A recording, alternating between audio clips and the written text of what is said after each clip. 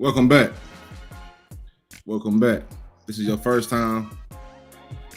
Welcome to the Trill Pill Digital. I'm your host, Trill Pill. You know, every week, weekly, I'm gonna give you a little piece of my mind for y'all to feel. You understand me? Today, I want to dive into Ironheart. If y'all don't know by now, I'm a huge Marvel fan. You know what I'm saying? I grew up reading comic books. Me and a large part of my family grew up reading comic books and things of that nature.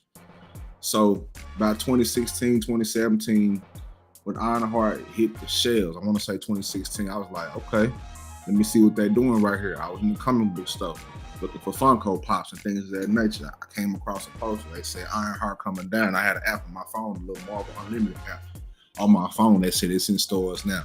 I said, let me go ahead and dive into this because I think Ironheart serves a purpose. You know, I've heard all the bullshit reviews from people who don't really know what's going on with Ironheart.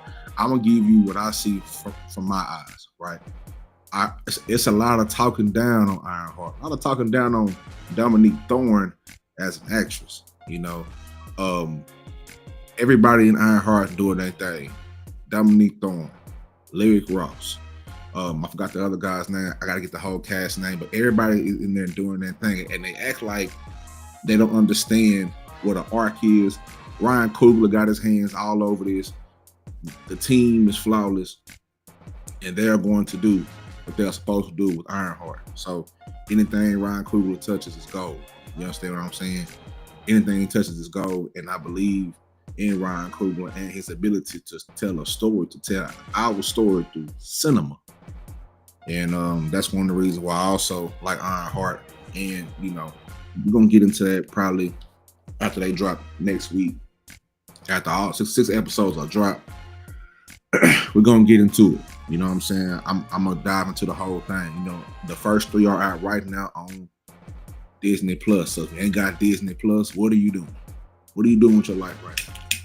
You ain't got Disney Plus. You know what I'm saying? What are you watching? I know you ain't on YouTube watching some of this bullshit.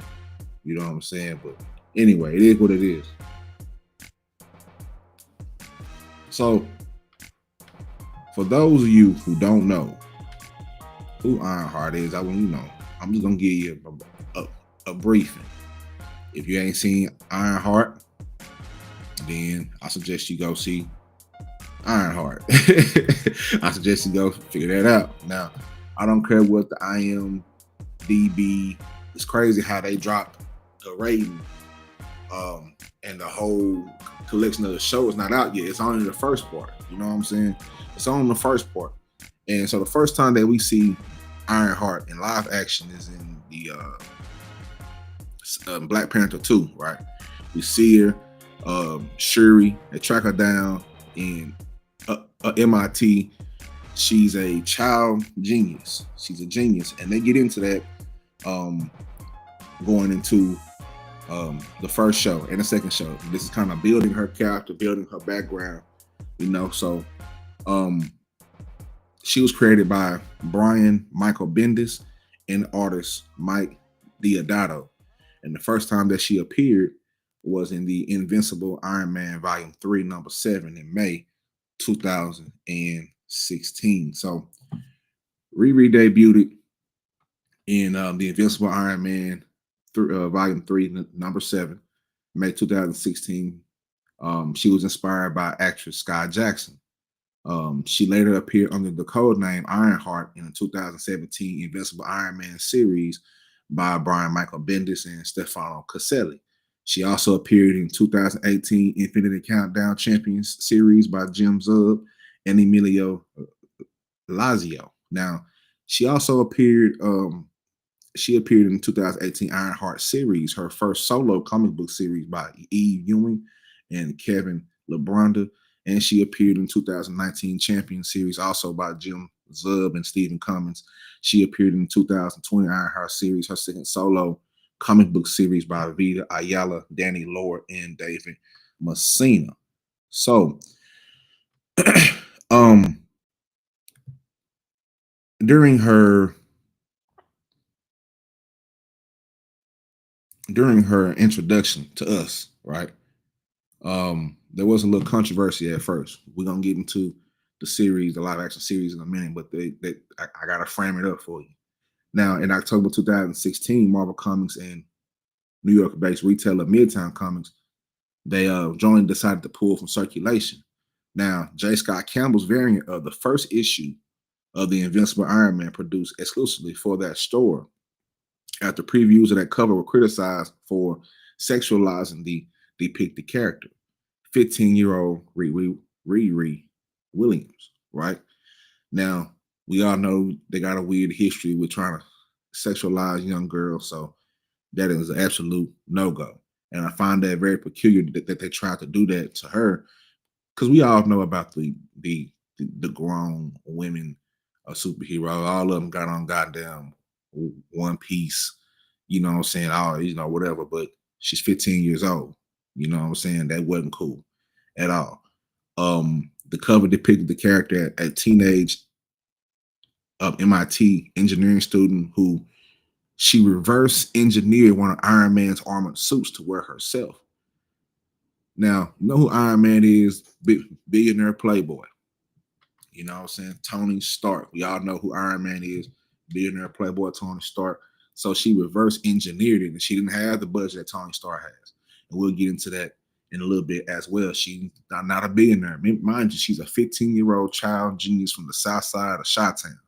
You understand what I'm saying? So um, she reverse engineered one of Iron Man's armor suits to wear herself in a midriff crop top, in contrast to a more modest way that she was depicted, you know, as she should, because, you know, she's a girl. She's a young girl, 15 years old. She's very, very young, but she is in MIT and she's a child genius. Now, the origins of her, like I said, 15-year-old engineering student, the daughter of, she's a daughter, not her husband, but her father passed away, right?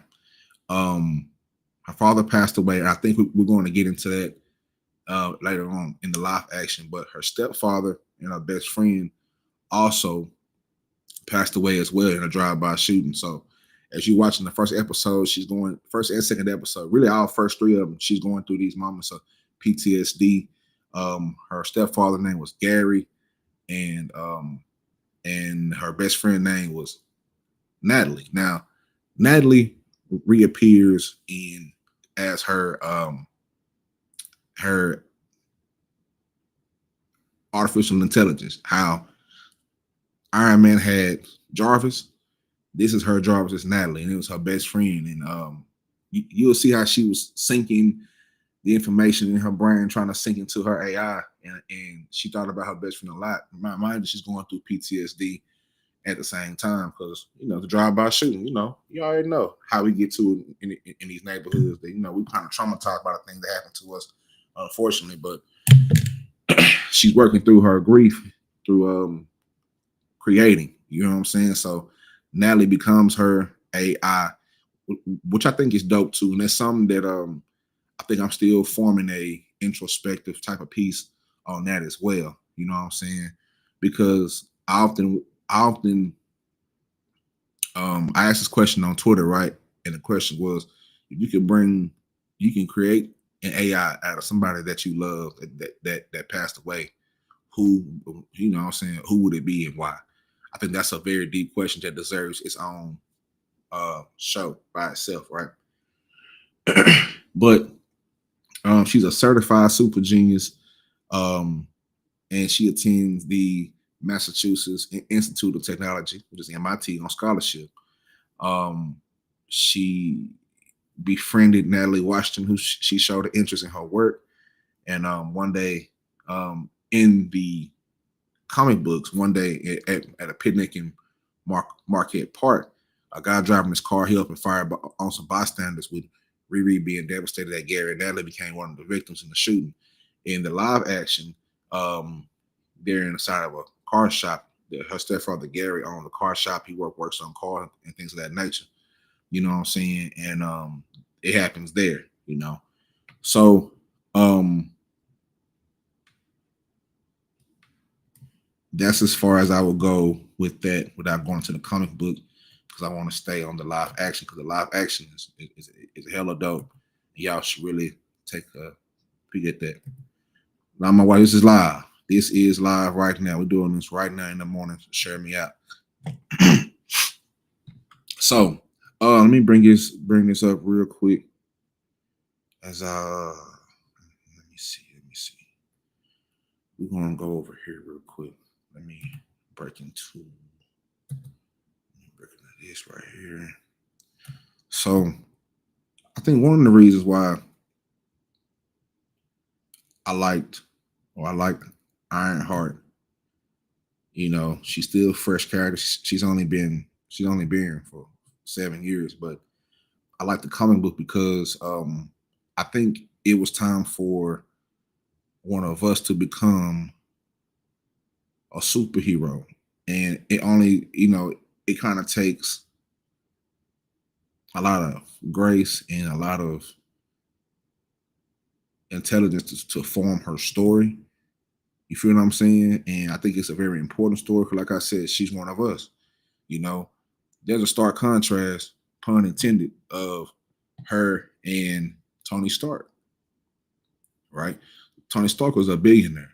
So he has the access to all the tools, all the weapons, everything. He has the access to everything, all the money he could, to build this machine. But at the same time, she doesn't. She doesn't. So she's having to really get her grind on and get her hustle on. You know what I'm saying? And within the first episode, she gets kicked out of MIT. She she had she had a kerfuffle. You know what I'm saying? She out here trying shit, and it exploded. And they was like, hey, we can't really deal with you no more on this end. You feel what I'm saying? We can't really deal with you no more on this end, and we got to expel you. So in the midst of her getting expelled, right? She has to go back home. You know what I'm saying? She got to face the smoke. So the episode one is called Forge and Fire. Now the series, um, it it opens not with fanfare, right, but with silence and the aftermath. So Riri returns to Chicago bearing invisible scars from Wakanda, and the loss of Natalie, the confrontation with Namor, and the reality that her brilliance indirectly caused bloodshed. And these are the moments she can just leave behind. The echo her in her dreams, in her tech lab, and in the way she avoids eye contact. You feel what I'm saying? So, uh, um, um, where I want to go next? MIT doesn't really feel like home anymore. So, despite her genius, or maybe because of her genius, right? Mind you, this is a 15-year-old black girl in MIT. So she's dealing with a lot at a very young age. Riri is somewhat she's alienated from both her peers and herself. Her room is cluttered with sketches of designs that'll never make it to prototype, half-finished suits, and voice memos that she never plays back. Her mind is sharp, but her heart is exhausted. You know what I'm saying? Can you imagine you fighting with you had a squabble with Namor and you dealing with some whole other shit that you wasn't even really ready for, but it's like a thing or you didn't choose to be here. You kind of this is what you were kind of born to do, and along with that, not only what you're born to do, but you're struggling with the genius of I'm trying to create this suit. I need this bread. I gotta go hustle for this bread. She was selling answers of tests and everything. And when they cracked her, they was like, look, you over here, you don't sold, you over here, you selling answers to tests to people up there in Harvard, private, you know what I'm saying? Providence, Dartmouth, and everything. Yeah, like she really getting her money and she hustling. You feel what I'm saying? To put the money into her suit and trying to make this suit and trying to perfect her technology. So she the first episode makes one thing clear to me. This isn't just about a suit, it's about survival. Um didn't ask to be brilliant. I just didn't want to be broken. And that's the unseen mantra running beneath her every invention. She isn't trying to become a hero. She's trying to hold herself together, right? I think I talked about something like this in the past videos where if you are a creative person, you feel what I'm saying? If you are a true creative person, um, sometimes when traumatic things happen to you, the only thing you can do is try to create your way out of that. You feel what I'm saying? So her creating this suit is her way out of that. It keeps her mind busy. You feel what I'm saying? Um, you know, so to a lot of folks, she's crazy. She out of goddamn mind. You 15 years old. What the hell you trying to do? Build a suit? You know what I'm saying? You trying to build a super suit like Tony Stark? Like, this is all within the universe. You know what I'm saying? So the whole mantra is I didn't ask to be brilliant. I just asked, I didn't want to be broken. And that's her unspoken mantra running beneath her every invention. She ain't trying to become a hero. She is trying to hold herself together. She done been through a lot of shit. And, that's something that we can all relate to. If you grew up in communities where you behind the poverty line, but you great, but you got to fight multiple fights. You got to fight the environment because you different from the environments of the ones who got a lazy mind, not gonna think you crazy because you're using your brain to do something brilliant. You know what I'm saying? You a 15-year-old childhood genius and she's loved in her neighborhood, but being loved in your neighborhood does stop the fact that you ain't got the bread to, you know what I'm saying? So you gotta kind of do what you can do to build what you can build. Sometimes that takes money. You know what I'm saying? That money is a tool. So that's why I say it's a stark contrast from Tony Stark, because Tony Stark doesn't, saying he had the bread. He had the,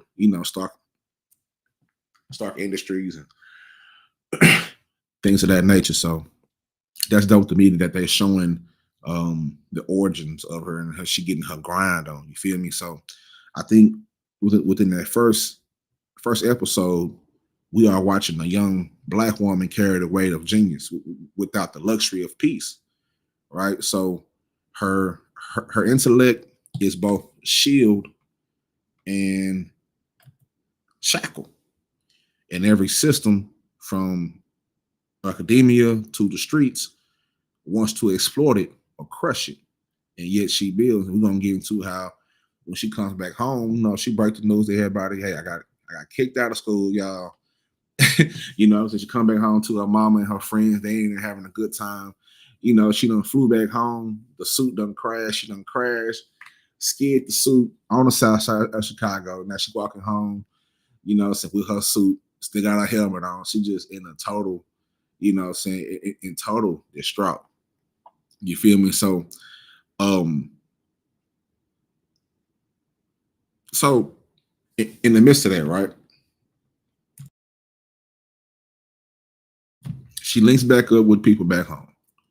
You understand what I'm saying? So she begins working again, not and this time not just on the armor, but a lot of self work, some shadow work, but on the armor of a soul. You feel me? So her nightmares intensify because she's back into an uncomfortable place. She's in a myriad, she's going through a myriad of emotions. Everything is fucked up right now. I got this vision. First of all, I just came from Wakanda. They came and snatched me up out of MIT, went to Wakanda because this happens directly after Black Panther 2. So that's the timeline that we're dealing with. It's right after Black Panther 2, Namor, and all that, what I'm saying, going down. Whole huge squabble, what I'm talking about. So she's back home dealing with all that, came back home from that. Now I'm trying to figure out how to make this suit better because now I'm really in the midst of something that's bigger than me. So I'm really trying to, and she's just going through her traumatic symptoms, PTSD. She lost her stepfather that she loved very much, and she lost her best friend. In the midst of this, is this fiction or non-fiction? It's just fiction. This is we're talking about Ironheart. Ironheart is a comic book character in the Marvel universe. Her first 3 episodes just dropped on Disney Plus. It's a dope show. Ryan Coogler, it's one who did Fruitvale Station, Sinners. anything with Michael B. Jordan in there for the last few years. But you get so Ryan Coogler is coming off a high of Sinners, and he's the executive producer of Ironheart. So he's back into the Marvel universe as well. As you know, he did the first Black Panther. So this is definitely, we in the comic books, we in the realm of it. You understand me? It's going down. It's going down. So Riri begins working again. Like I said, her nightmares intensify, and we as a, we are introduced to the Hood. So the Hood, Parker Robbins, he's like a chaotic mix of mysticism and menace, and it unsettles Riri. She gets recruited, and she's in this group where it's like a group of super talented people. It's like 5, 6, 7 of them. You got people who doing the hacking, people who doing this. So she's in in a heist group that targets tech giants. You feel what I'm saying? So they telling her, look, I know, you got these visions, but you ain't got no bread. You know what I'm saying? The same way, somebody come along, like, hey, I see what you're doing, but you ain't got no bread. You got to come up here and fuck with us. And she got put in a peculiar place that I think we all have been in, which is, I might have to do a little bad just to do a little good. You know what I'm saying? I might have to do a little bad just to do a little good. So she lends herself and her suit to doing these heists up under the Hood, which is some type of mysterious guy. He talks to a demon. I still ain't really figured him out yet. You know what I'm saying? But throughout the show, he's getting these tattoos, and the guy that he has recruiting is kind of like, I don't think you should be doing this. You know what I'm saying? Now, the Hood is also, somebody you hear him talk about how he was broke, he was homeless, he was this and he was that. And once he kind of sold his soul to whatever he said in the soul to, he becomes the Hood, and his Hood is very mystic. You know what I'm saying? Giving him powers. He curving bullets. He popping up. He being invisible. You feel what I'm saying? I'm like, oh shit, he doing a lot. You know what I'm saying? It changes his attitude, changes, his whatever. So she gets in the mix with him and his crew. She replaces a guy.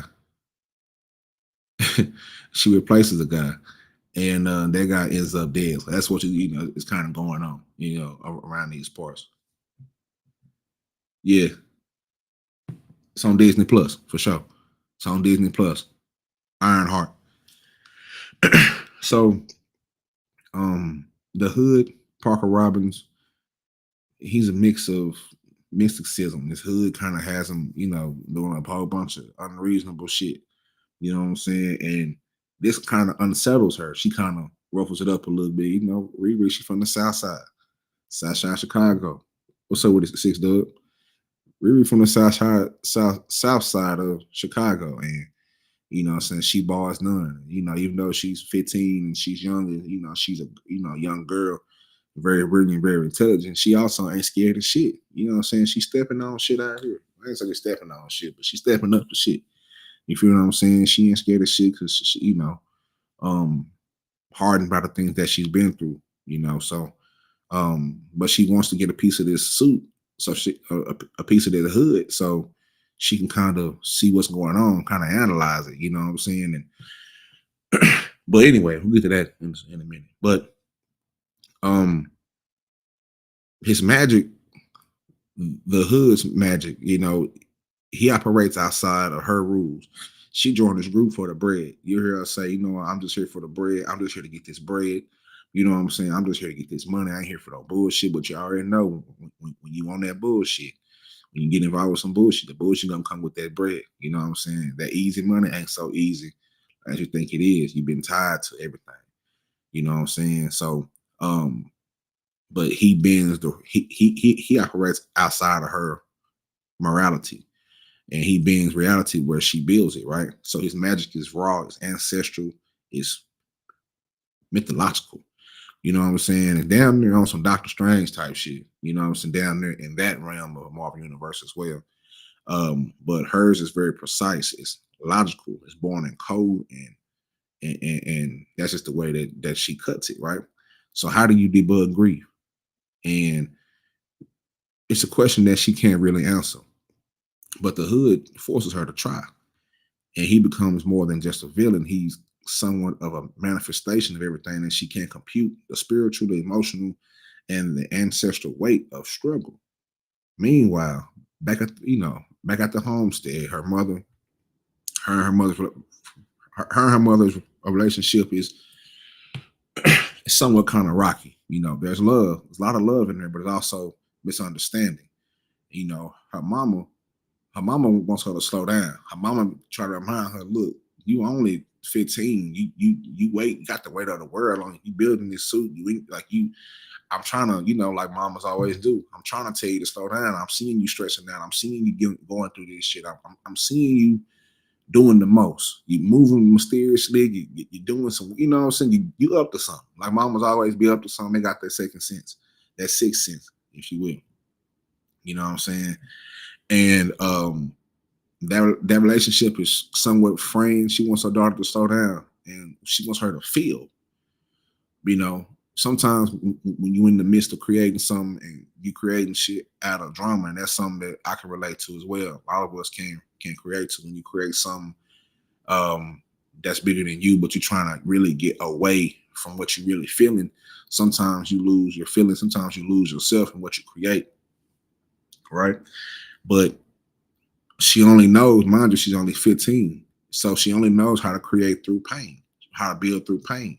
She got to find a way to transmute this energy through pain. Me, my my best friend is gone. My best friend is gone. My dad is gone. My stepdad is gone. I'm trying to build this suit. They just have me over there in Wakanda fighting water people. You know what I'm saying? She trying to figure out what the fuck going on. It's a lot. So but one of the things that reminded me of was, although her mother wants her to slow down, and she only knows how to build through pain, and that's the tragedy in it, right? Is when you grow up in survival mode, that feeling, and it becomes dangerous. Like emotions become dangerous when you're in survival mode, because sometimes out of survival mode you have to put your feelings to the side, and whenever you have to put your feelings to the side, um, sometimes it can kind of cause you to neglect yourself. You can lose yourself in that, and lose. You can pretty much lose your mind, damn near. You feel me? Um, Grief must be processed quickly or hidden entirely. But now it's starting to catch up with her. You feel me? And in this episode, Natalie, her best friend, comes alive as AI. Just like Tony Stark had Jarvis, she has Natalie. Natalie is her best friend. She's sinking. You know what I'm saying? She put these, little shit on the side of her head, and she's trying to sink into the computer to build her AI. She falls asleep while doing that, and she wakes up, and it's her best friend Natalie. You know what I'm saying? So that was kind of thrown to me. And that's a crazy part. That's a throw part as well, because not only is Natalie the AI, but she's very keen, and she's also learning about herself and Ironheart in their relationship, and she's trying to be there for her friend. And Natalie is played by Lyric Ross, and Lyric Ross is still in the motherfucking show. Like, she's probably the dopest AI ever. You know what I'm saying? She's still in the show. And that shit is so cold to me. She's witty, she's funny, she's humorous. You feel what I'm saying? And not only is she the AI, but she kind of adds a little bit more than the AI, because she kind of has a little bit more of a soul to her. Because that was her best friend. So she's, at first, Riri was trying to put her back into the computer and locking her behind firewalls, and she finds a way to get out the firewalls, and she pops out into a projector in front of Ironheart's mama, and her mama starts to figure out, you know what I'm saying? Okay, we got you. It's cold. It's cold. So, but when you grow up in survival mode, that feeling becomes dangerous, and grief must be processed quickly or hidden entirely. But now it's catching up to it. And so this episode 2, it touches on how Black grief is often rationalized, right? Black grief is often turned into work, Black grief is also is often turned into the brilliance and the the the innovation of not having. You know what I'm saying? And to bring this more on the ground level for us, you grew up somewhere where you were behind the poverty line. You know what I'm saying? Your people, whoever had your mama, daddy, stepdaddy, grandmama, stepmom, whatever, you seen them make something out of nothing. That's black genius right there, right? Me and my me and my brother Sean, we always talk about how our mama would, it don't look like it ain't shit in them cabinets. It ain't shit in their goddamn pantry. But she whip up something and we like, God damn, how'd you do this? You know what I'm saying? It's that part of black genius that, that's created, that's tucked off in these ghettos in America because people have to find a way to survive. And we able to survive, your brain works a different way. You know what I'm saying? The the, the pros of that is, you start to, that's when you start to become a hustler. You start to figure out, okay, I gotta I gotta damn near rob Peter to pay Paul, but I gotta make it. You survive. Your survival senses are heightened. The cons of that is not being able to get out of surviving. I had a very candid conversation with one of my good partners from the crib, man. Shout out to Dre. And we talked about, part of that conversation. We talked about the difference in us growing up in South Dallas and then going to other places and learning how to live. We thought we was living until we figured out that once we stepped outside of South Dallas, outside that bubble, started to go different places and see other people, that we were not living. We were surviving. You know what I'm saying? I can remember when our mama and daddy, when the water, couldn't pay the water, or water cut off, or in between having trouble, whatever, we had a water key. You know what I'm saying? Anybody know what a water key is? The water key, if you go look at a sewer, it's a little slot in that sewer, a little keyhole in that sewer. You need that key to pop that sewer top off and cut that, you know what I'm saying? So we had a water key. So we go in there, cut that water on, you know what I'm saying? Take a bath, wash your hair, boil water, do everything like that to survive. Those are survival skills. You feel what I'm saying? And it's until you leave and you figure out, like, dang, you see people living their life, people, and you run into people who ain't never struggled before. And it's like, damn, like you never had to boil water on the stove just to take a bath. You know what I'm saying? You never had to, so you figure out, like, I gotta start living and stop surviving. You know what I'm saying? One of the most things, that we say, especially in Texas, need to be like, how you doing? Shit, nigga, I'm maintaining. You know what I'm talking about? Nigga, maintaining is a code word for, hey, I'm making it. You know what I'm saying? I'm hustling, I'm grinding, I'm maintaining what I got. Niggas don't understand how hard it is just to maintain. You know what I'm saying? It's hard to maintain. You don't know how, like, a lot of people, and even, I'm gonna take this up out of the ghetto. Just a lot of people in general in this country, are a huge number of people in this country are one check away, two checks away, a few checks away from being on the fucking street. And that's the truth. The average person ain't got $5,000 in their account, $1,000 in their account. You know what I'm saying? You feel me? Yeah, for real. Yeah, learn how to get that cable. You know what I'm saying? Steal power. Yeah, from the neighbors. Everybody had to find ways to get it popping. You feel what I'm saying? If you've grown up in that struggle and you trying to figure it out, you know what I'm saying? Everybody's maintaining. Everybody trying to figure out, how do I get to the next week? You know what I'm saying? Sometimes that hinders us because we can't even think about the future. What's going on 2 months from now, 3 months from now, 4 months from now, 5 months from now, a year from now, 2 years from now? Because we got so much in front of our face right now. We got to pay this bill right now. We done prolonged it enough. We done paid the goddamn, you know what I'm saying? We got to prolong. Yeah, so that's what, that struggle is, and that's where the pros and cons of that genius is, like being a genius in grief, and it's difficult. So Riri goes through that, and but like I said before, it's black grief is often rationalized, turned into work, innovation, and brilliance. Um, Riri's inventions are as much memorials as they are weapons, in my opinion, right? But the problem is that she hasn't had the space to truly mourn. She hasn't had the space to mourn yet. Mind you, she done went to Wakanda. You know what I'm saying? Fought some throw water people. You don't know what she done got.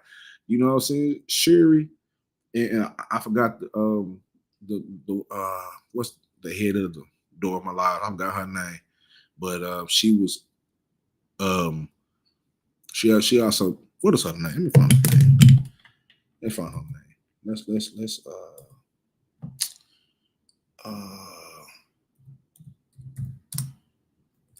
what is her name?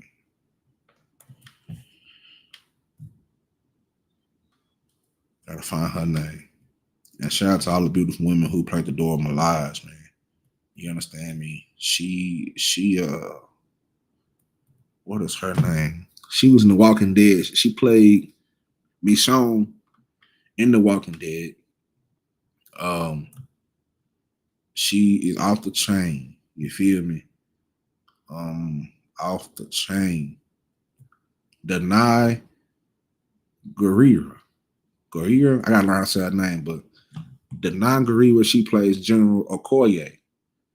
You feel what I'm saying? General Okoye. She's the head of the door of my life. So Okoye and Shuri went to go snatch up Riri in Black Panther 2 from MIT.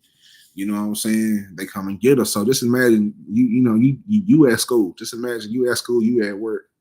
You know what I'm saying? You building something. You think that nobody see it. You know what I'm saying? To people who from a condo, they in your crib. You done came in, you eating ramen noodles. You coming in, mine ain't on nothing saving the world. They came in like, hey, you know what I'm saying? We need you. We gonna get you.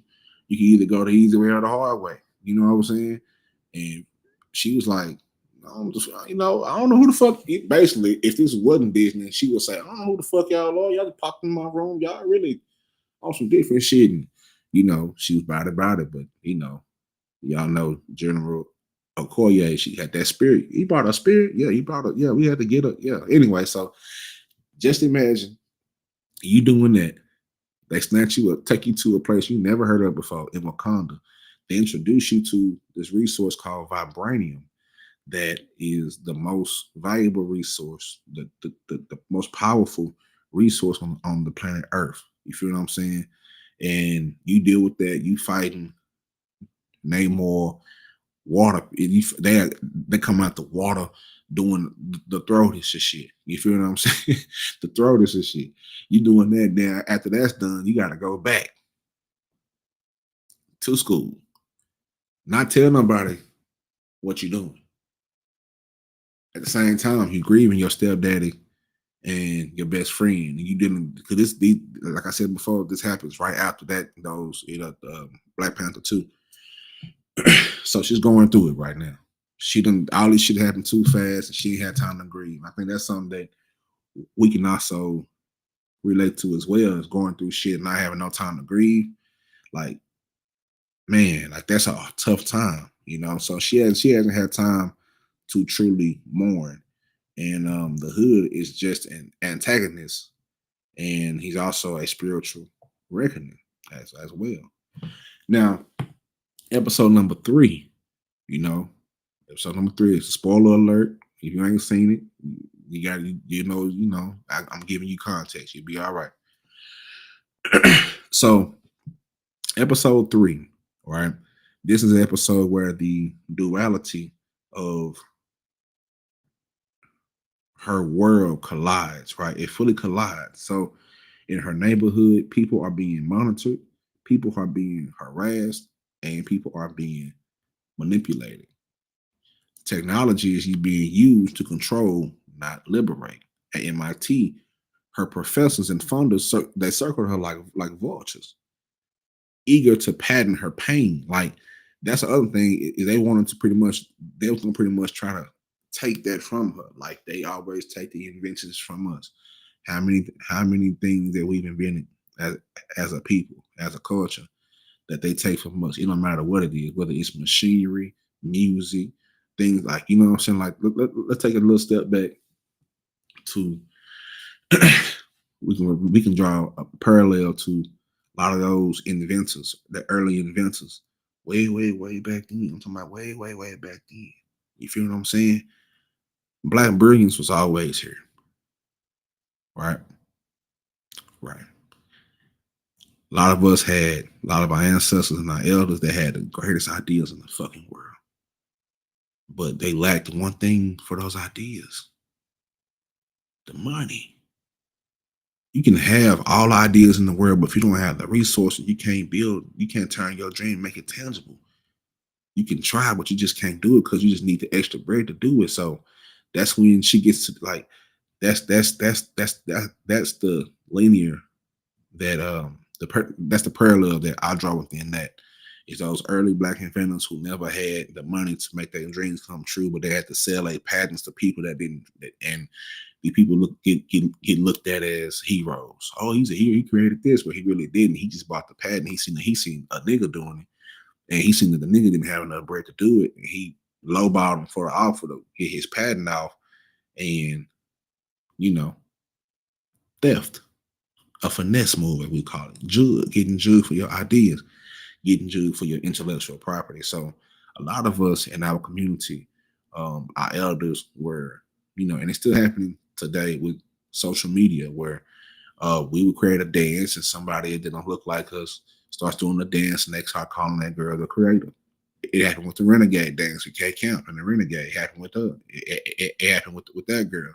It happened with this little line dance, this little shit that's going on. With little, I see you walking around town, and little line dance. I don't know what that shit called, but you know what I'm saying. They had a little thin ass, little flat booty white girl up there doing a little dance. You know what I'm saying? And but she didn't. They deemed her the creator of it.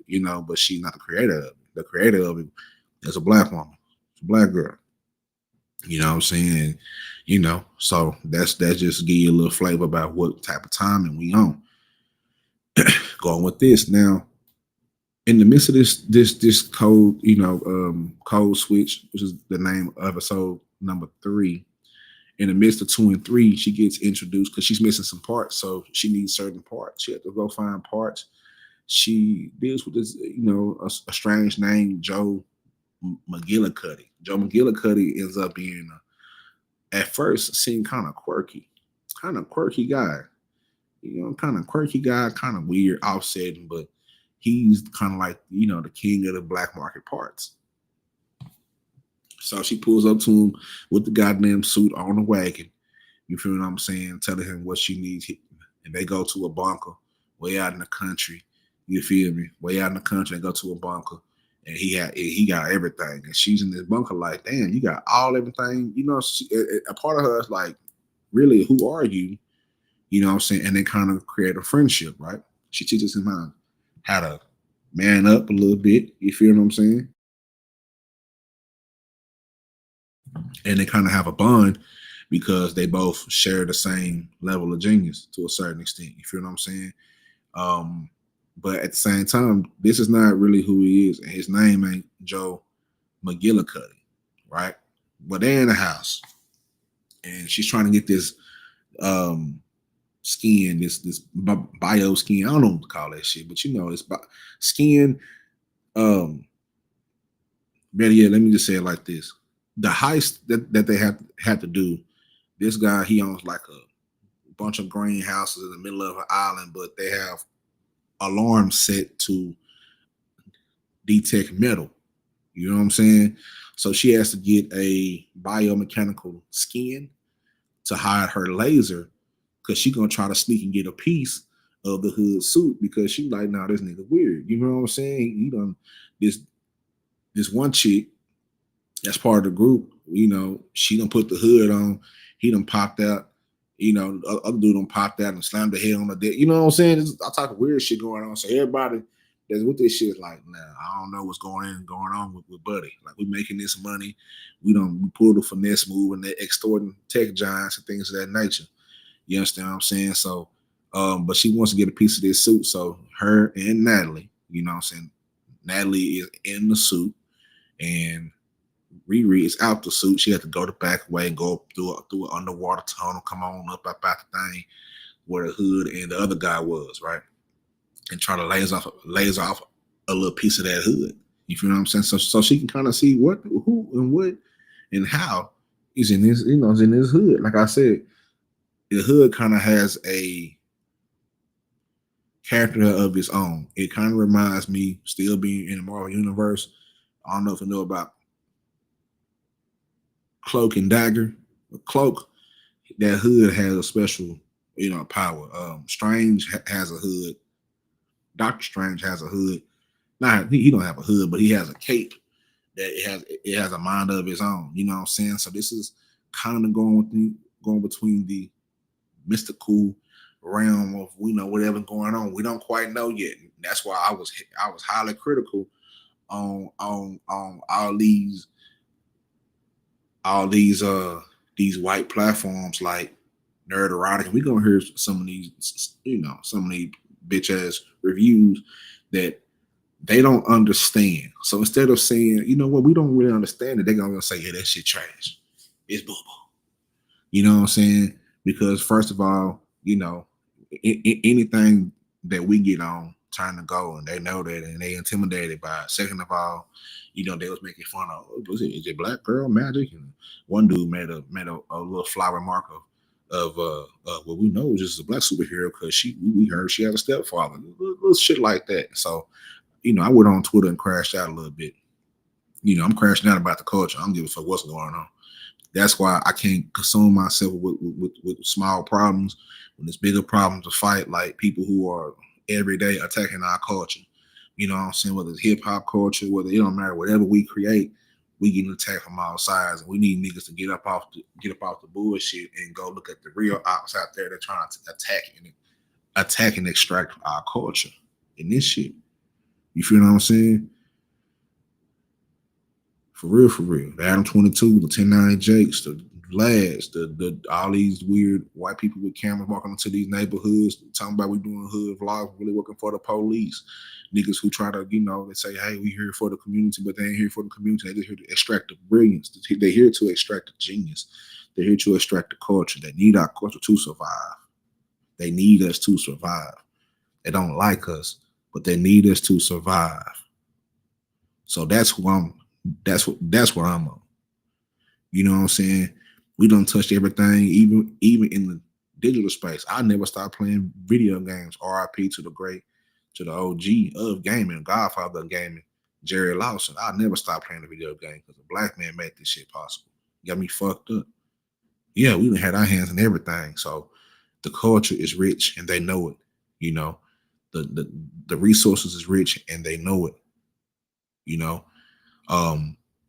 So whether it's resources like a lot of people over there digging in Africa that ain't from Africa, and the same way like as far as our culture, our music, the way we look, the way we talk, the way we dress, our natural archetypes, we are the originals, and they know that. So they're gonna do what they do to try to extract everything from us. It is what it is. That's just the fucking truth. So the same thing is happening to Riri Williams as well. But she's trying to figure out what the fuck is going on with this suit, though.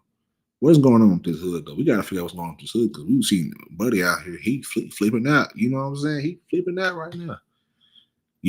So, Stain. That's what I was getting to.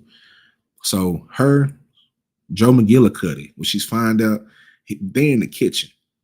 Water whipping. No, I ain't water whipping, but they're in the kitchen, right? And he's fumbling through shit. She's trying to get like this biomesh skin that he has. It's a prototype, you know what I'm saying? But she's trying to get it so she can kind of hide the laser that he has. Hide the laser that she has, kind of peel off a little piece of that suit. You know what I'm talking about? And in the midst of it, he goes through this little jar and he spills some ashes out. And on the ashes is Obadiah. Now, this is where the shit get thrown. Because you are in the Marvel universe, you know what I'm talking about. You know who Obadiah is. Obadiah Stane. Obadiah Stane, known as Ironmonger. You feel what I'm saying? Ironmonger. The arch nemesis of Tony Stark. We're gonna pull it up a little bit right here. So that made me, and today I'm gonna watch. I gotta watch Iron Man 2, Iron Man 1 and 2, both Iron Man. I'm gonna watch all of Iron Man because I think that's where it ties together, right? Because she picks up this mantle. You know what I'm saying? So that's where they're tying it together. But like, you might be like, who the hell is Obadiah? That sounds like throw that name. Now, Obadiah Stein. We're gonna bring him up right here.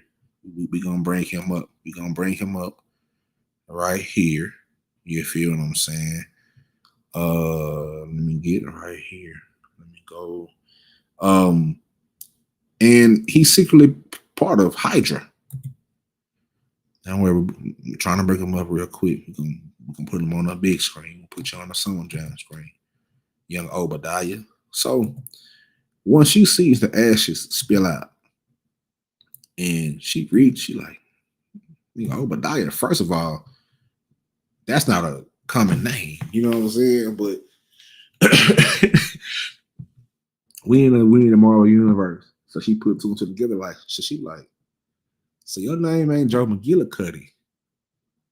Nah, his name ain't Joe McGillicuddy. He finally tells who he is. I'm Ezekiel Stain, the son of Obadiah Stain, better known as Ironmonger, and he's talking about how his dad faked his death. Everybody say he died in this weird, he ain't died. He's still outside. He just lurking. You understand me? He lurking. And this is his son going under the disguise of Joe McGillicuddy. That's why he has all the technology that I'm talking about. He had all the technology. He had everything in there. Everything she needed. She was like going. Y'all ever went into the AutoZone or O'Reilly's, and they got everything out front, off in the back. They got all the shit. They got in the rows and everything. That's how it was in his bunker. He in some type of weird little corn silo. He done built an underground bunker that got the retina technician, the retina recognition. You feel me? So this is Obadiah right here. You know what I'm saying? Iron monger, arms dealers. You know what I'm talking about? Getting to it. They want to say, now I gotta go watch Iron Man. You understand me? Again, I ain't seen that. It came out. I was senior high school, but this is what it is though. That's Stark and Obadiah. So, this is that they were once partners, but then he wanted to. You already know how the story goes, man. You have a good partner, you think that's your partner, and he ain't your partner. He secretly want to take you down. Mm-hmm. He want to take you down, man. He want to take you down. Pause. You know what I'm saying? He ain't feeling none. He really just close to you, just to try to. You know what I'm saying? I think he was kind of jealous. Not kind of jealous. He was jealous of Iron Man. Iron Man got all the technology. You know what I'm saying? He got all the hoods. You feel me? He got all the hoods over there. Billionaire, playboy, big money, big billionaire, big business, Stark Industries, everything you need. Stark Industries, we the manufacturers of this, that, and the other. You know what I'm saying? This, that, and the other. Interesting. You feel what I'm saying? So I introduce you to Z Stain. Now, Z Stain, I want to say Rise of the Technovore. We still operating in Earth 616. So Z Stain is nobody. He ain't nobody to be sneezed at. You know what I'm saying? He's the son of Obadiah Stone. So he has been building bio weaponry and manufacturing next generation weapons for terrorists and supervillains since he was 9 years old. Man, this is the son of Obadiah. This is the son of the nigga who turned this back on Tony Stark. Yeah, turn this back on him. Cold world. But although he's the son of Obadiah as well, he's a villain, super villain, rather than a hero. So Um, Zeke is the next generation of the Tony Stark Iron Man rather than um, the Obadiah Stone Ironmonger, often referring to the character as Tony Stark Iron Man 2.0. That's from the words of his creator, Matt Fraction. Now, Matt Fraction, he created Zeke Stain. He states that the similarities between the pair's characteristics, with Ezekiel being the evolution of Tony Stark's character, a younger, smarter, sharper futurist of post-national, super corporate world, moving to a future that Stark has no control over, overtaking Stark and his Iron Man technology, not by taking the route of armored suits, but upgrading the human body itself. That's why he had the little bio skin joint that Riri was trying to get. Now I know the comic books in the live action sometimes don't be parallel, because right now in the MCU, Tony Stark is gone. He's not there. He out the game.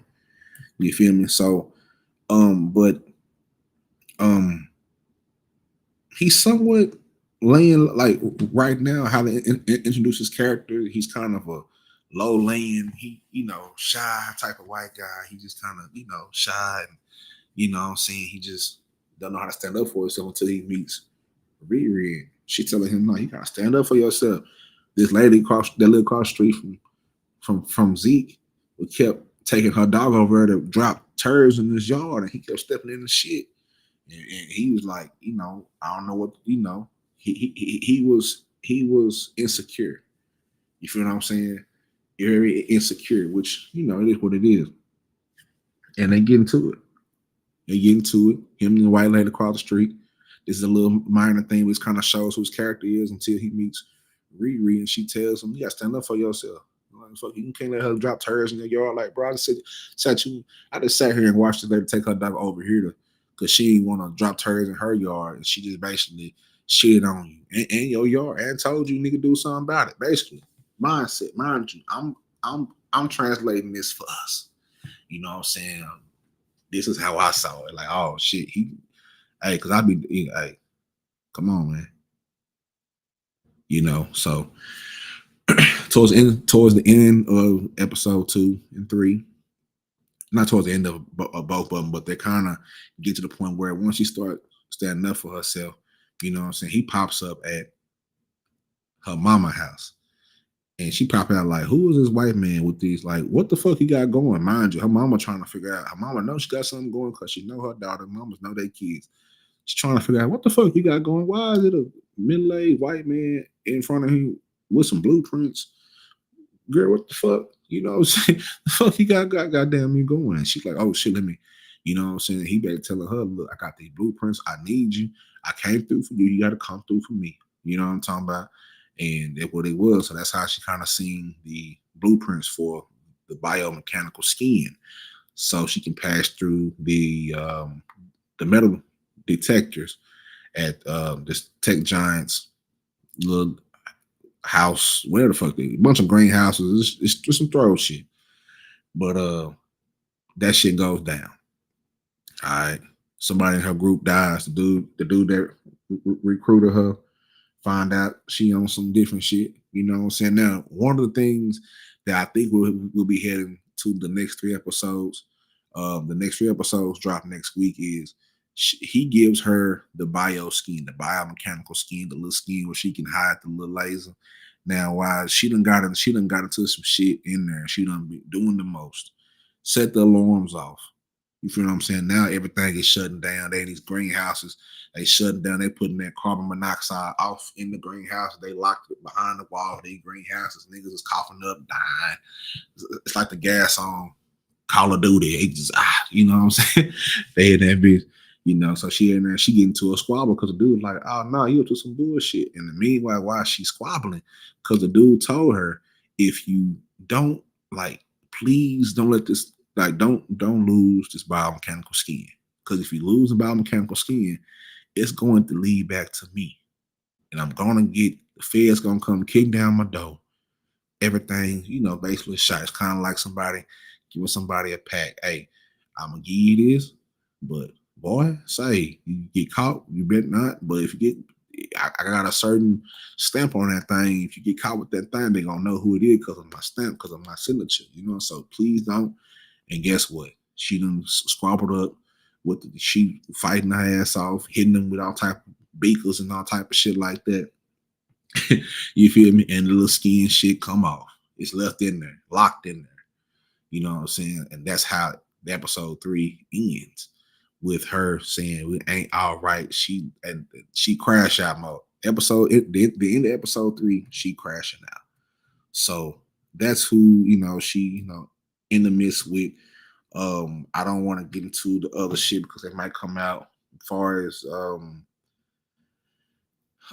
Zeke Stain being behind the scenes, manipulating Black Dahlia's small man from Shadow Androids, and all that and things of that nature. Because you kind of have to go back and forth between the comic book and the live action, because of course it's not a direct whatever, but they're intertwining both of them, which I think is dope because they're building up both characters, right? Because they have to introduce you to who is this guy. His name ain't Joe McGillicuddy. You know what I'm talking about? That nigga is Zeke Stain, head of the nigga who tried to take Tony Stark out the game, who might have been behind taking Tony Stark out the game. Mind you, he ain't dead. I believe he's not dead. He's not dead. He's still here. Faked his death. You understand what I'm saying? Faked his death. So faked his death. So yeah. Ironmonger. Keep that in note when you watch the episodes. All right. Now, episode 3, to get further into that, right? People are being monitored, harassed, and manipulated in her neighborhood, right? South side of Chi-Town, like Queen says, South side Chi-Town, get that, all that shit. South side of Chi-Town. You understand what I'm saying? People are being monitored, harassed, and manipulated. Sound familiar? I know it do. Because we done being monitored, harassed, and manipulated, right? So the technology is being used to control, not liberate. At MIT, her professors and funders circle like vultures, eager to patent her pain, profit from her trauma-fueled tech. And Riri, she's kind of caught in the middle of it because she's realizing no matter how many degrees I earn or how many suits I build, she's still a young Black woman in America, too smart to be safe and too real to be owned. So the hood gains power, revealing his backstory. Another genius overlooked. Mind you, this is the theme in all this shit is overlooked geniuses. Zeke Stain, the overlooked genius. Some would say, well, I don't think Obadiah was overlooked genius, but he might have felt like he's an overlooked genius. He was in the shadow of Tony Stark. Riri Williams, an overlooked genius. Like, we're dealing with a lot of overlooked geniuses and stepping out to the dark side. Some of them using their magic and using their some of them, well, the hood guy, he has the magic, magical type, mystical type shit, but they're using external resources to step on shit. Basically. You know what I'm saying? In real niggas terms. Obadiah, he was using his genius to we stepping on shit. Fuck it. We ain't, you know what I'm saying? This is what we gonna do. And his son, I think, is an extension. And that's how Iron Man and Ironheart is tied together, because she picks up that mantle. You know what I'm saying? Mind you, he also knows everything about her at this point, damn near, because you know how these tech geniuses are. You know what I'm saying? You know how they gonna learn. They know everything about you. IP, like, he popped up at her crib, popped up at her apartment. So he knows mama, you, everybody in there in your whole life, because he did his research. You already know he doxed her. Come on, man. Y'all know what this is. We right here with it. These niggas say, man, doxed her. Got her address, popped up. Mama like, who is this middle-aged sweat-ass white man out here? He looking like a creep ass nigga. Who is this nigga? Why he need you? What the fuck he got going on? Is what her mama would say if it wasn't Disney Plus. You know what I'm saying? So a lot of overlooked geniuses. The hood gains more power though, right? The hood finally reveals his backstory. Another genius, he's overlooked and discarded by the system that only celebrates Black Brilliance once it can control it, and he turned to mysticism, not out of faith but out of necessity. That's basically like he's selling his soul to the devil. He don't sold his soul. You feel what I'm saying? We still ain't seen what he's selling his soul to, or what, or who, or what the fuck that is. We don't know yet. We're gonna figure it out in 4, 5, and 6. You know what I'm talking about? But the hood, better yet, Riri sees the warning signs. She sees the warning signs. She sees that, okay, this ain't what I signed up for. I signed up for the bread. You know, y'all can use my suit. I'm gonna be here. You know, I'm trying to get this bread to pull back in my suit. She trying to do a little bad or do a little good. It's like, you know, we grew up in a neighborhood where, you know, the guy down the street, he trying to get it, whatever, trying to get off, but he doing a little bad, doing a little good. You know what I'm saying? Take care of his family, do whatever out of necessity. You know what I'm saying? When you do that shit out of necessity, sometimes you kind of become trapped in it when you kind of off in between. Now you're trying to find ways to get out of it, but sometimes it doesn't quite work out the way you wanted to, but it is what it is. You stick with it. You know what I'm saying? Because it whatever, but you're trying to find a way out. You know what I'm talking about? So, um, Riri sees these warning signs. You know what I'm saying? She sees these warning signs, and the hood becomes a mirror. And what I mean by that is, what happens to the world? What happens when the world it ignores your pain, but exploits your mind and leaves your spirit empty? You either gonna break, or you be in reality to your will, right? And Riri kind of sees this as a mirror because she's like, this is what I'm going to become if I stop caring about what I do. If I stop giving a fuck about what I do and what I'm doing it for, I'm going to become him. I'm going to become a guy who, you don't sold it out for the, you think you're doing some good, but you really doing, you're harming people.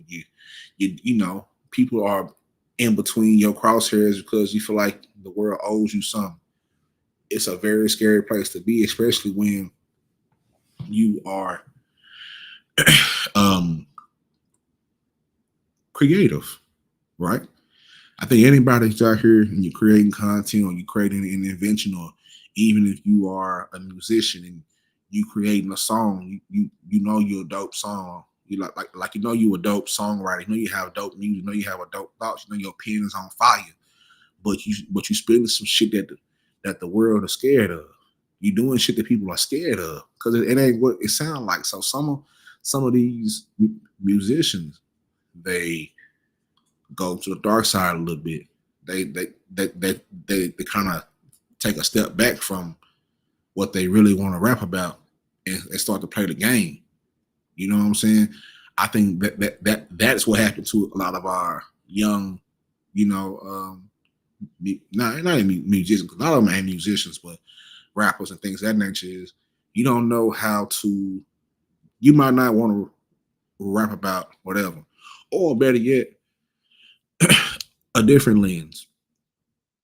You just want to rap just to save your life. You in the streets or you doing something, or you want a spot that you don't want to be in. You want to rap to save your life. You can rap all that conscious shit, all that, we gonna do whatever, but it's a long road when you're doing something for the good. It's a long, trust me, I know that's something I deal with every day. Trust me. When you're creating something that really means something, creating something with a purpose, it's a long road, boy. You gotta be dedicated and committed, boy, because you ain't gonna get the views that you want to get. You ain't gonna get the views and the reception that you deserve, the reciprocity that you deserve from putting whatever you putting down.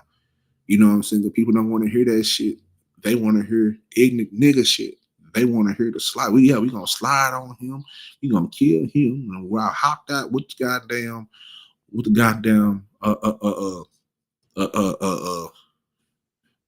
or wherever they say that shit, wherever they got the terms for, whatever. They don't want to hear that shit. So there is a secret civil war going on with our culture, in particular between with this bullshit ass drill music and music that inspires more. That we don't want to talk about murder all the damn time. But that's the baby of the industry when they kind of took control of, again, another instance where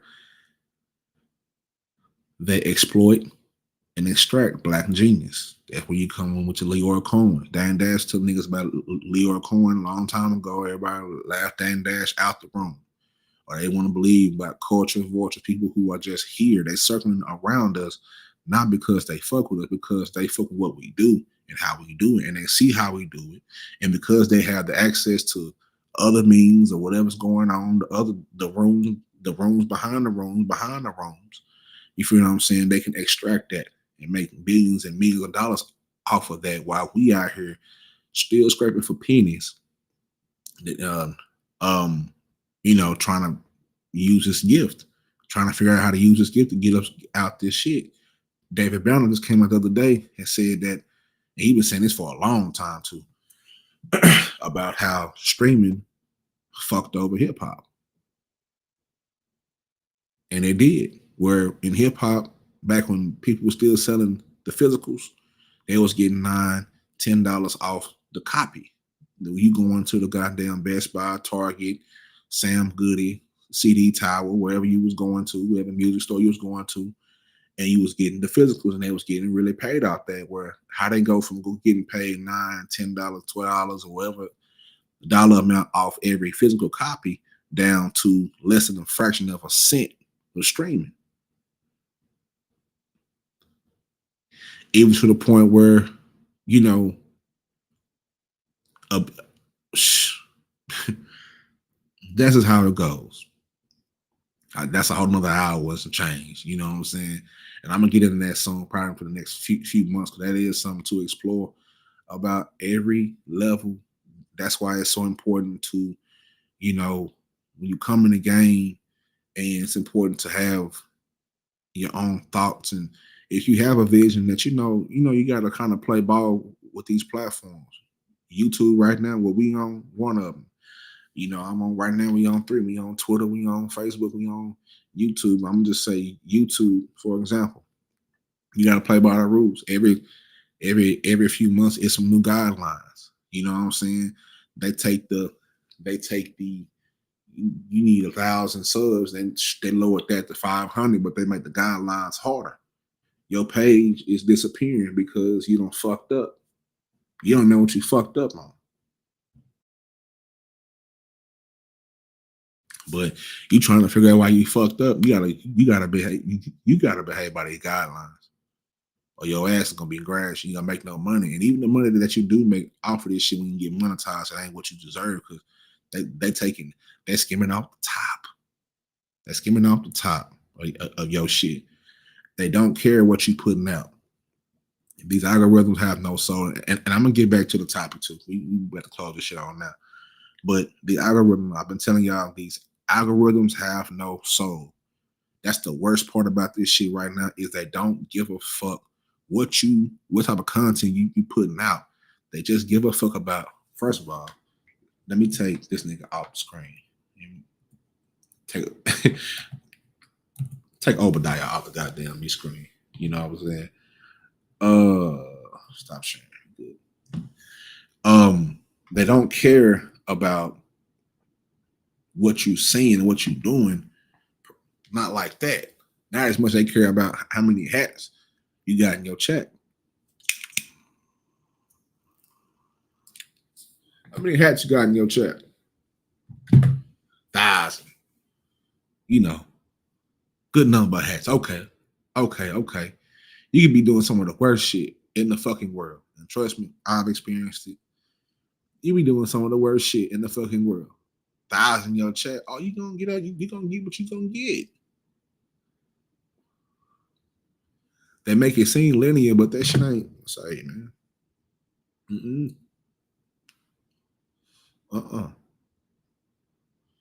Mm-mm. But it what it is. Let's get back on topic though. I don't want to veer off. This is good. So Riri Williams, when she looks at the mirror, in my opinion, she sees the mirror, the hood. She sees the hood as a mirror. This is what happened to my genius if I stop caring. If I stop caring, I'm gonna use my genius, my God-given gifts, my abilities for the wrong reasons. She's in this little not superhero group, but she's in this group of highly skilled, highly trained. This is like some, they pulling Oceans 11, Oceans 12 type of heist around this motherfucker. You know, so like I said before, they got one dude over there, he hacking the system. The other girl over there, they whooping, I'm talking about, they got some twins, Fight Club twins, they putting hands and feet. They the muscle. They putting hands and feet on boom, boom. 2-piece biscuits. You know what I'm saying about family meals. We getting everybody pieces and biscuits and drinks and fries and corn fritters and everything of that nature. They piecing them up, dropping them, elbow. Boom. You know what I'm talking about? You know, everybody has a certain skill and is a master at that skill, and they come and recruit these people for these tech heists, for these giants. And the first lady had like an underground subway type shit. And he basically popped up in her whip like, look, this what you gonna do? You gonna put us on the payroll, on the board? We need some equity, everything, extorting them. So they making big money, 6 figures. You know what I'm talking about? By extorting these tech giants. You know, so she's done got into some gangster shit.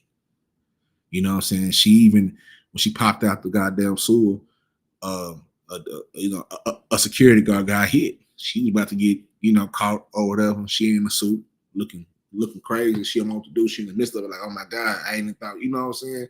She didn't think that far about I'm getting caught. But and the guy sees her face, so the hood, the helmet is not on. The Iron Man helmet, the face. The face open up, the face pop trunk. You know what I'm talking about? The face, I'm trying to paint a picture. The face pop trunk. I'm trying to say. Excuse me, the coffee. I had some dark coffee this morning. Turned the fuck up. And this is exciting. But the front face of the pop trunk, she in a little, kerfuffle. The hood comes behind her and he bending bullets. He done bent the bullet like, I forgot what movie that was where a dude was bending bullets. He had like Ashley Jolie in it. Not the Expendables, but might have been League of Extraordinary. I don't know what that shit called, but he bending bullets. Popped him. You know what I'm saying? She like, damn, I ain't want nobody to get shot. You know what I'm saying? I ain't goddamn this shit. And it just, you know what I'm saying? PTSD. It fucks with her. And like I said, that's when she figures out like, okay, man, this shit gotta stop. Like, I know I'm in for the money, but say, man, this shit is crazy. So everything I just mentioned throughout this whole shit, episode 1, 2, and 3, from her experiencing PTSD, losing her stepdaddy, losing her best friend, getting kicked out of MIT, which MIT had, the resources that she needs for this suit. Her coming back home, dealing with her being kicked out, her trying to find out how to get this money to keep building this suit, her trying to deal with the relationship of her and her mama, because her mama's still healing as well because she misses her husband. You know what I'm saying? Gary was an outstanding individual. You understand what I'm saying? And so through the midst of all that, she dealing with this. She dealing with trying to figure out what's going on. And then the cherry on top is that biomechanical skin that she used to hide the laser to get a piece of the hood suit. I mean, the hood's hood dropped on the ground, and it's going to directly lead back to Zeke Stain. I think that's where Zeke Stain is. He gonna, it's gonna get thrown. That's what I'm saying. It's gonna be thrown. I think episodes 4, 5, and 6 dropping next week on Tuesday. Like these dropped on Tuesday as well. So, but this episode 3 is an episode it's more about battles, because all these things come to a head. And when you're dealing with a bunch of shit and you're giving yourself time to mourn, you don't know how close you are to the edge until your feet are off the edge. If anybody been too close to the edge of crashing out completely, if you stand, just visualize yourself standing on the cliff and the top part of your toes, hopefully you got all 10 of them. But if you ain't got all 10, however many toes you got are off the ledge. You still on the edge of the cliff, but you just right there. You don't know the edge until you get to it. So all these things come to a head. You know what I'm saying? And she is in the midst of pre-crash out. So the episode 3 is more than just about battles. It's also about boundaries. It's her realizing that she has to reclaim her narrative, that her genius can't just be reactionary, it must be revolutionary. And she can't keep building to defend herself. She has to build something bigger than herself, right? Everything's come to a head from these, and I keep saying it, just kind of give y'all a frame of it. For ones who don't know, who ain't really into it, you just kind of casual, but you don't stop through here, get you some good knowledge in the morning. Hope you got your breakfast and eggs, your Earl Campbell hot link split in half, fried on both sides for a sandwich. You know what I'm talking about? That's what I'm here for. Good coffee, you know, you're here for this. But everything comes to a head at the episode 3. The timeline is that close to where you just came back. She just came back from a con dealing with them water people. So she already so when like they gotta see so wow, she come back to school, try to get focused in school, you're trying to get focused. And then you find yourself getting kicked out of school, and then you find yourself back at home doing that home shit, like the shit with your mama ain't what you know what it should be. She's trying to figure out what you don't bumped your head and got in with this crew of people, this crew of individuals that doing some real criminal shit that you thought was cool to just get a little get a little cheat, try to get your cho-chos. You know what I'm talking about? Try to get your money in order so you can put it back in your suit, and you done got into some throw shit. And now you in the motherfucking pickle. Now you in pre-crash out mode because everything is kind of to a head. That's where it comes down at the ending of episode 3, where she realizes like I can't keep doing this shit because this is gonna lead me down a path of where I can't go back. You know what I'm saying? Mind you, this is the same path that Obadiah Stone was kind of in. You know, except he fully crashed out when he felt like he was a Tony Stark shadow. We can also go back while we talking about mongers. We can go back to Killmonger in the first Black Panther. You know what I'm saying? He's the son of um he's the son of God, now I gotta watch all these shows. I can't remember what he do now, but he is the son. Ready? He's the cousin. The cousin of T'Challa. You know, T'Challa grew up comfortable over there in Wakanda. Killmonger grew up in Oakland, having to get it, having to, you know what I'm saying? But I know I'm cold. You know, he went over, went to the army, squabbling, all these dots on his body. That all the dots on his body, they represent hats. So he collected hats and he getting, he in a whole different state of mind. But this is what happens when your genius, it becomes a danger not just to you, but everybody else. You feel what I'm saying? You try to rationalize with it. A lot of folks kind of felt where Killmonger was coming from. A lot of folks may feel where Ironmonger's coming from. You know what I'm saying? That's why I have to watch Iron Man again to get more context on Stain. You know what I'm saying? And so all these things are coming to a head. So we're dealing with geniuses on both sides of the lane.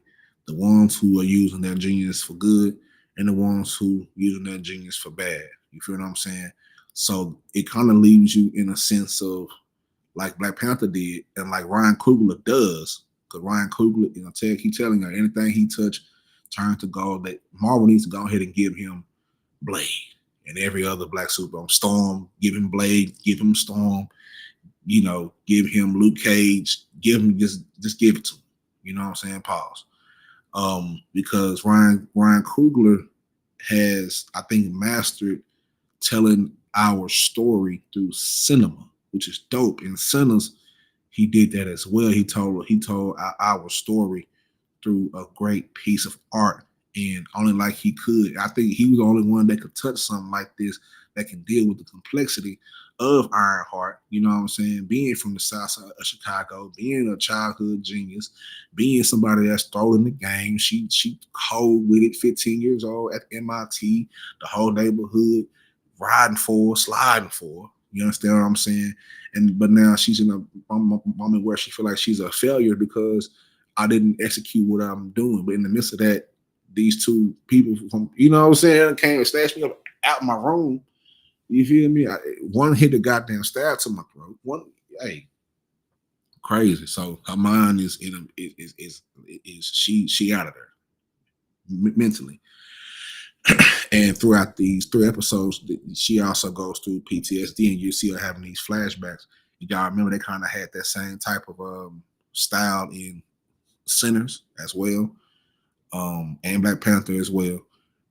That's his style of trying to bring and connect um, the audience, which is us, to what he's presenting. And that's why I think him and his team. Let me find people's name, man. I can't just think he's saying his team. That's kind of disrespectful. But we know it's Ryan Coogler. I think the other. Let's see.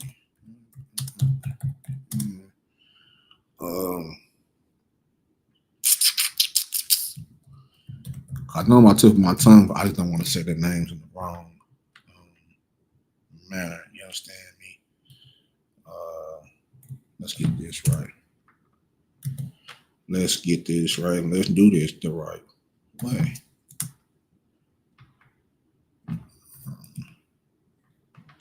Blue. There we go. There we go. Let me pull up this magnificent group of human beings over here. Really doing it. Really doing it. Angela Barnes. Angela Barnes. Sam Bailey. Sam Bailey. Angela Barnes. There's somebody else I'm looking for too.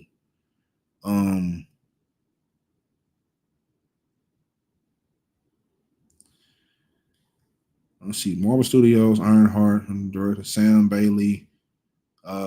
Sam Bailey did Dear White People.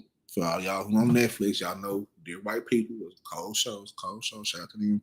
Dear White People. Angela Barnes did Blind Spotting, and it will divide directing duties for the Disney Plus series, which will be produced by Proximity, the production company co-founded by Black Panther filmmaker Ryan Coogler. And there's somebody else I'm missing as well. Okay, there we go. Anthony Ramos in The Heights. I think he plays the hood. Lyric Ross, which she plays Natalie, which is dope.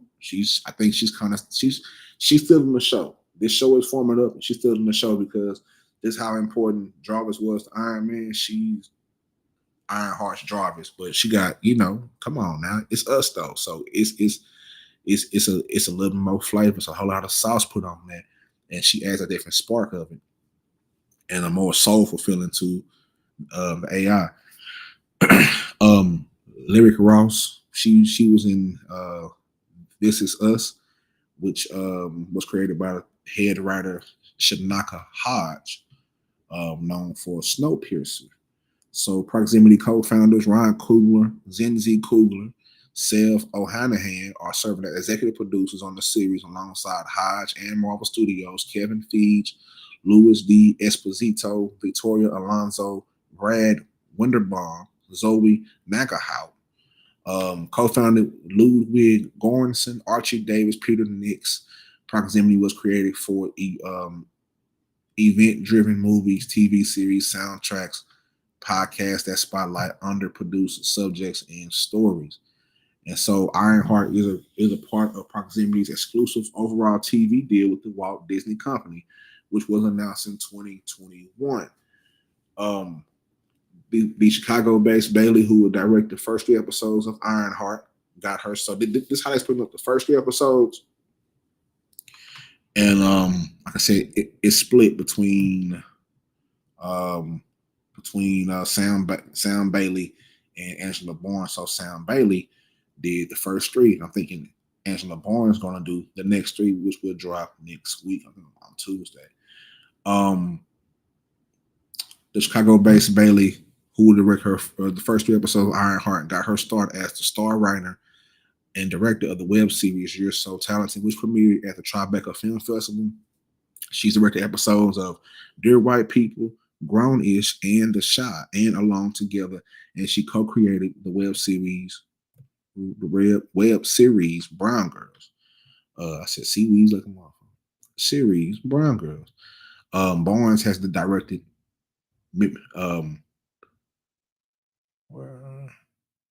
Mythic Quest, Blind Spot. I make sure I was reading that right. There's a bunch of shit on here.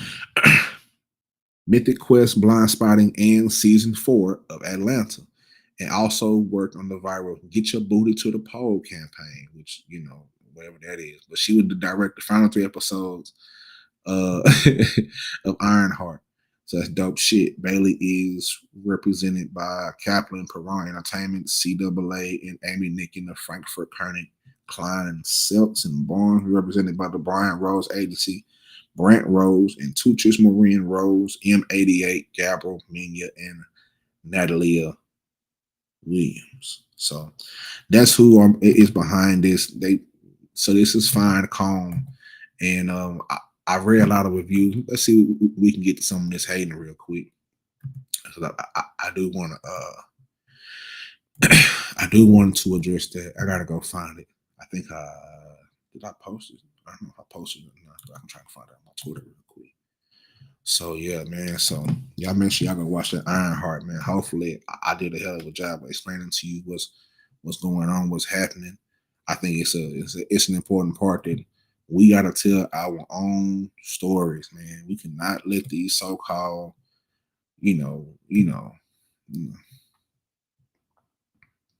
Jesus Christ, you can't let them. Trying to keep it, trying to keep it, trying to keep it, I do got to work on me being more PG. I can't just cut to it. But people like this, I ain't gonna play the video, but I do want to show you. You know what I'm saying? Some of the hating shit that's going on. Let me see if I can. I ain't gonna play that video on YouTube. They got me fucked up. Let me see if I can find. Let me see. Let me see. Let me try to find this. I think it's a platform called Nerd Erotic and based out of San Antonio. Shout out to everybody in the you know, shout out to everybody in the space. But I'm just gonna scroll down. I'm gonna scroll down. I'm gonna scroll down. They goddamn me page. You can kind of get the gist of what is going on with these fucktards. Um, Poochie, I got a squabble. Now, nerd erotic. As you can see, what I'm saying. There's been hating, just a lot of hate on Ironheart. And they have some very disparaging things to say about Ironheart. They've mentioned this is the character right here. See to the right, I think she was on somebody's drag race TV show, which is really not, it's not that important. You know what I'm saying? Like it's not that important. It ain't. She's not a important. He's not an important part in this show as far as the grand span of it. But she just part of the group. He's just part of the group. You know what I'm saying? Trying to be PC as possible, but part of the group. As far as the hack is concerned, so they're picking apart certain pieces. I'm not gonna play none of this shit, but this is the guy. You know, this is the guy who this platform. He's sell meth, sold meth to kids. You know what I'm saying? So shows you what type of fucktard he is. You feel what I'm saying? Um, so yeah, so I'm not gonna get into what. Let me try to find this shit though. I ain't gonna lie. Try to find it. I'm gonna try to find the clip. Need more context. Need more context. Need more context. Let me try to find. Um,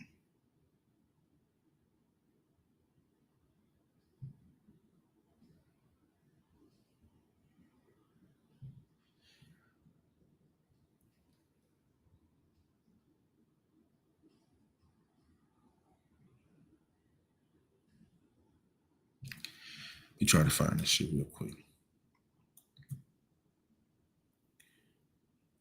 Here we go. Here we go. Shout out to the Semitic Jew on Twitter. You understand me? I finally found it. I knew one of us had it. I got it in my phone. I ain't quite, you know what I'm saying? It's my first time seeing these some bitches, so you know I'm trying to figure out the fuck going on. Damn, you feel me? But this is the disparaging remarks made by, you know, nerd erotic daily. You know what I'm saying? I'm gonna try somewhere between nerds and erotic nerds. On some freaked out type shit. I don't know what they got going, but this is what they were saying about IRONHEART, and we'll close this show right on now. Trigger warning. Let's get to it. Because Mephisto's going to be in this. They're wasting fucking Mephisto. And he's being played by Sacha Baron Cohen. My stepdad Black girl used to say magic. the best way to know a thing My stepdad, because my real dad is to left take it me. apart. Off the bat, disrespect. Off the bat. You understand what I'm saying? Off the bat. Let's keep going. Are they going to play black music so I know there's a black person starring in it? I don't know if this is a show about black people until I hear hip hop. Yeah, what's going on? They're holding back no punches. That's why I don't hold back mine. Fuck nerd erotic and everybody on their fucking panel. Straight like that. Fuck them all. You hear me? Fuck them all. I got harsher words, but you know, it's YouTube, so we gotta play by the rules a little bit.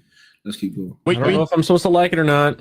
Yeah. You could tell when she said stepdad that it was going to be about black people.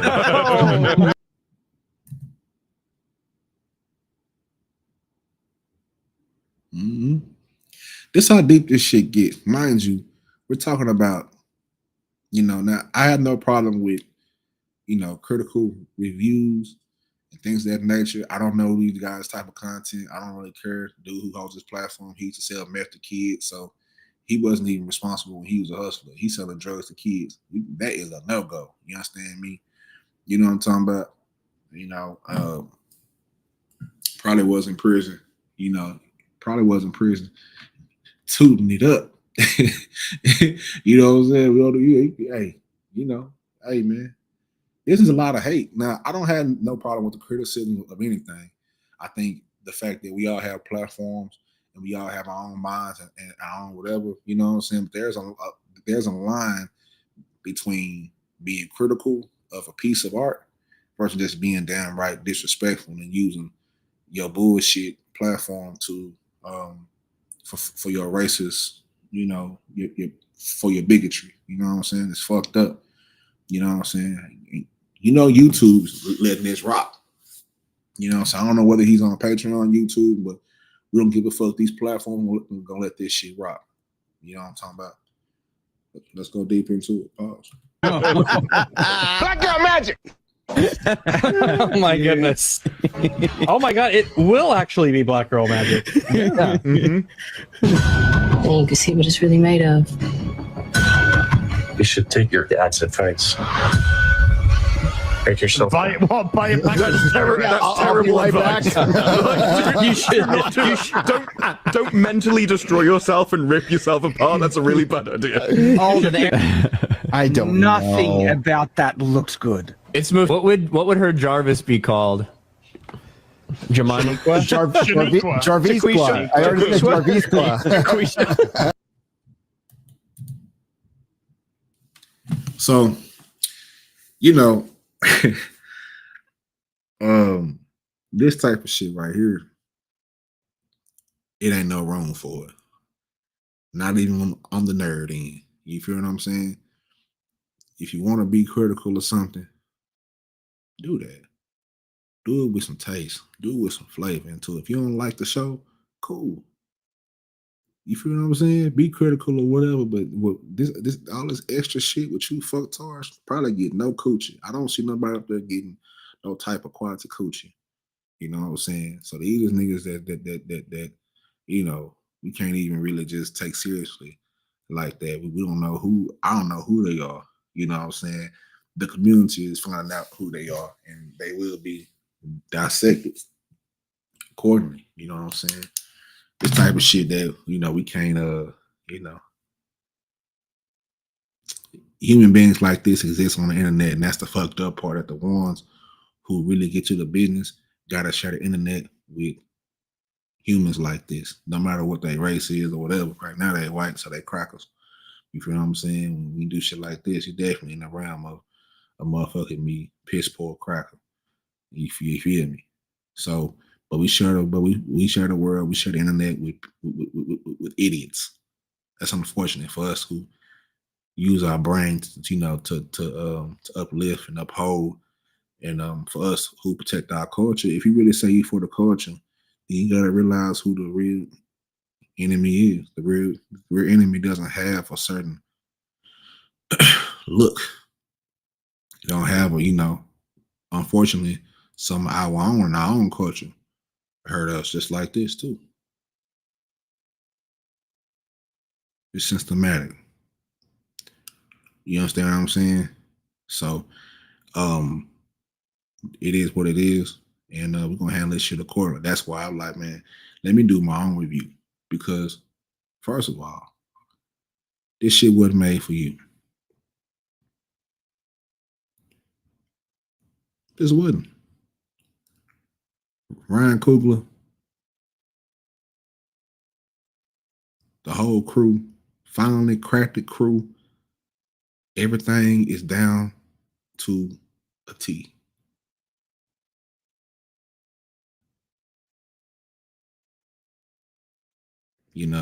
So like I said, there's some other words that that I won't use for YouTube purposes and platform purposes, because I've been flagged before, and it's crazy. I get flagged for anyway. Let's keep going. Jaquisha? I think Jamichael works good. I'm going with Shanae. I'm gonna go with shit. Wow. Likely. Shit, I think you mean Shithiad. Joanna Man. Joanna Man. Joanna Iron Man. Joanna Iron Man. You want a father? Happy Father's not funny 'cause it's Day, real. everybody. You said Happy that. Father's You Day. said that. Yeah, that's enough. As you can see, it's a whole crew full of undesirables. You feel me? I'm saying? A whole crew full of losers. But like I said, I don't know much about their platform. I don't really care much know about their platform. The fact that this is my introduction to their platform is a direct reason why we as a culture have to, in every realm, in every genre, need to give the world our review, whether it's good or bad, don't matter. But certain things, they just deserve context. They don't understand who we are, what we're here to do. They don't understand our story. But these are the type of people who have control. Not these guys. They ain't got no control. They got a fucking platform. But think about, these platforms and these guidelines and this digital redliner that's going on right now. We're being played with right in front of our faces. So while I'm gonna take these fucktards off the screens. So while we worried about who doing what and what's going on and shit that don't really matter, this is where our minds and our attention need to be. When pieces of art like this are put out, you feel what I'm saying? It takes us to really discuss us. We don't give a fuck about what they got going. You don't really see us on our platforms describing, whatever the fuck they got going. You know what I'm saying? But because it's Marvel's comic books. A lot of folks be having problems with some of the smallest shit. I can remember even on they had this is on a DC side, but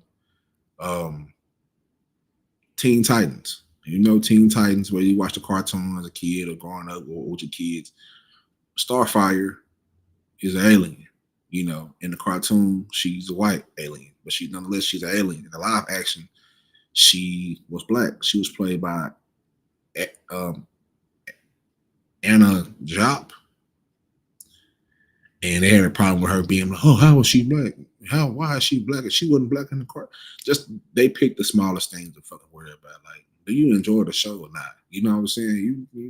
If they came on like, "Hey, I don't know where this is kind of going. I'm kind of lost." You know, that's when you start asking questions. You know what I'm saying? But they obviously have no connections to the culture, and it is what it is. But fuck them. Fuck nerd erotic, erotic, freaky ass nerds, white boys over there.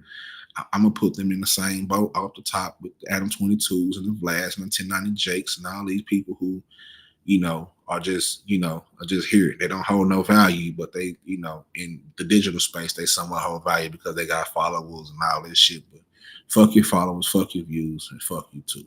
Nerd erotic nerds, freaky ass, dick in the booty ass. You know what I'm talking about?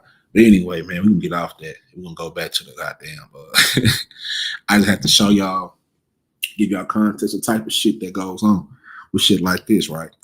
So like I said, at the end of episode 3, she's in pre-crash out mode, and the next 3 episodes drop next Tuesday, 4, 5, and 6, which is D'Angelo Bourne side, which, you know, this is gonna be dope as hell. So the final reflections, right? In these 3 episodes, we don't just witness Riri's her evolution, right? We don't just witness her evolution into Ironheart. We witness the emotional architecture of genius, pain, grief, fear, ancestral memory, systemic violence, and these aren't obstacles to her brilliance. They are the raw materials, right? But here's the truth. The truth is this. The show subtly reveals that brilliance isn't about brightness. Brilliance is about resilience. It's the fire that you forge in the dark. And Riri, she's building from the shadows. You feel what I'm saying? She's building from the shadows. She's really building from the shadows, and she's cold with it, you know? She didn't ask to be a genius. She had to be. In a world that fears brilliance when it's black and feminine, that world that fears brilliance when it's just black, of course. You know, when it comes from somebody that people, you know, you think the thought that was trying to step on us, and all throughout our history, people been taking and stealing and raping and pilfering our intelligence and studying us and whatever they try to do to downgrade our existence. The world fears that because we still fucking great. So she builds while grieving. This ain't just about no tech. It's about trauma. It's about legacy. It's about becoming iron without ever being allowed to be soft. What's up, JD? This is the burden of brilliance, black genius, you know, quote unquote, like they made fun of. This is black girl magic. You understand what I'm saying? So, to be brilliant while black is to walk with a flame in your chest and a target on your back, and you become the blueprint and the battleground, the muse and the martyr. You know, you praise for your gifts, but rarely are you protected from what they cost. And so brilliance for us, as far as the black brilliance, the black genius, it's been fire. It ain't ever just been light, it's been fire. It's a torch that we got to pass to each other to continue to be great. And you know, black brilliance is both a miracle and a minefield. From the moment it shows itself, whether it's in the classroom, the studio, corner cipher, code lab, it's met with 2 reactions: fear and fascination. You know, you're the smart one, you're the chosen one, you're the future. But no one asks you how you feel about that. You're not really allowed to doubt. You can see in Ironheart, she's not even allowed to grieve, but she's not allowed to doubt. She's not allowed to break. You're not allowed to be unless you're being useful, right? And this is genius. This is the genius tax for black brilliance: is you work twice as hard. You are expected to know everything, and you're never allowed to fail out loud, you know? So look at Ironheart, a 15-year-old black girl building tech that rivals Tony Stark, but the world still questions if she's worthy or not. And that's not fiction. That's more of a reflection. Ask Nina Simone, ask Prince, ask Kanye before all the noise, ask the kids in the AP classes who were told they were too articulate for their neighborhood, or you talking white, or you being white just because you smart. That type of shit. You know, being brilliant while being black often means you're an outsider to your own people and the world outside. You understand what I'm saying? You're an outsider to your own people and the world outside. So that just leads to you being and feeling like you belong in this game. You feel me? You coded as, you're coded as exceptional until you remind them that you're human. And they forget that we're human as well. Shit. At one point in time, we was 3/5 of a human. If you ask me, I don't think that's changed. Paperwork changed, but the mindset ain't. This shit wasn't that long ago. Think about it like that. They love our minds, they don't love our moods. That black genius has a shadow, and that shadow is often depression, anxiety, PTSD, imposter syndrome, and rage. Last week I did a show, about Aaron McGruder and the Boondocks, and he was talking about this same shit in the C-SPAN speech, and I broke that down as well. Aaron McGruder gave us the Boondocks. He was a razor sharp mirror to America. His satire was off the chain, off the charts, but his brilliance, and it was too real. It was too real to be comfortable. Because when you speak too much truth, they call you angry, they call you bitter, they call you radical, they call you, which basically means you inconvenient. That's something that I've experienced just being in this little community of YouTube and beyond. A lot of people, they mistake speaking truth as you bitter, or you mad, or no, I'm telling the truth. This shit hurt. I don't have much nuance to me. It's either light or dark, yes or no. You know what I'm saying? Either you with me or you're not. Either you love me or you gotta die. Simple as that. You can think about black brilliance is often misunderstood because it doesn't come wrapped in politeness. It comes from pain. It comes from generational trauma. It comes from knowing too much too soon, from seeing how the world moves and knowing that this world was never built for you to fucking win. You feel what I'm saying? Kendrick Lamar raps in therapy. Tupac cried through prophecy. Scarface painted paranoia in poetry. Zero sang pain in auto-tune gospel. They wasn't just entertainers. They ain't just entertainers. They were messengers. And the messengers suffer the most. The people who bring you the messages suffer the fucking most. But here's this part though. These systems, these algorithms, these industry, whatever you want to call it, they want our genius, but not our grief. They want our creativity, but not our complexity. They want our culture, but not our consciousness. And a part of that comes with the cost. So how do you protect the gift that won't let you rest? Right? The world doesn't teach gifted Black folks how to rest. It teaches us to perform, to monetize our pain, to be perfect. But brilliance without boundaries becomes a curse. You start producing to survive and not to express. You understand me? If you ever listen to a song on Aquemini, classic album by Outkast, a song on there called Liberation. Erykah Badu has a verse that hits right on this. Matter of fact, I'm gonna bring that up right now. I'm bringing it right now. It's out the down too. Liberation. We're talking about Black brilliance, and let's see. Let's get down to it right here. Yeah, there we go. Matter of fact, CeeLo verse and Erykah Badu verse, they hit on this very thing. But I'm just use Erykah Badu verse. Shout out to Badu. Just tore down a goddamn. Shout out to Erykah Badu, man. Hella for last weekend on Juneteenth, she did a concert in Dallas, Texas. You know what I'm talking about? Echoes 19 and the album with Alchemist is coming soon. And she just dropped a single for that too. But shout out to the Queen, man. South Dallas is on. You understand me? But the verse is this. Mind you, right now we're talking about how do you protect the gift that won't let you rest, right? Here's Erykah Badu's verse. Folk in your face, you're a superstar. Niggas hang around because of who you are. You get a lot of love because of what you got. They say they really happy, but they really not. You sell a lot of records and you roll the beans, swell up in the spot. Now now you losing friends. I'm gonna start a singing right there. I ain't gonna lie. All you want to do is give the world your heart. The record label tried to make you compromise your art. You make $1 million, make $1 million more. First class broad, treat you like a nigga po. You want to say wait, but you're scared to ask. As your world starts spinning and you're moving fast. Trying to stay the same is the price of fame. Spending your life trying to numb the pain.